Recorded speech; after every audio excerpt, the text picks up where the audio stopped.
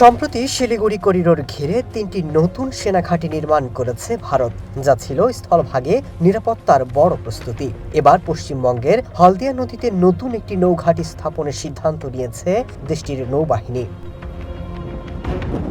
ভারত মহাসাগরে চায়না নৌবাহিনীর ক্রমবর্ধমান তৎপরতা এবং বাংলাদেশ এবং পাকিস্তানে পরিবর্তিত আঞ্চলিক নিরাপত্তা পরিস্থিতির প্রেক্ষাপটে দেশটির এমন উদ্যোগ বলে এক প্রতিবেদনে জানিয়েছে ভারতের সংবাদ মাধ্যম ইন্ডিয়া টুডে।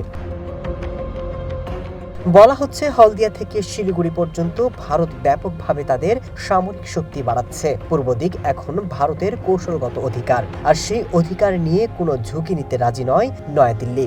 শীর্ষ প্রতিরক্ষা কর্মকর্তাদের বরাতে ইন্ডিয়া টুডের প্রতিবেদনে বলছে, এই ঘাঁটিটি ছোট আকারে নৌযান মোতায়েনের জন্য পৃথক ইউনিট হিসেবে কাজ করবে। এখানে মূলত ছোট আকারে যুদ্ধ জাহাজ মোতায়েন করা হবে।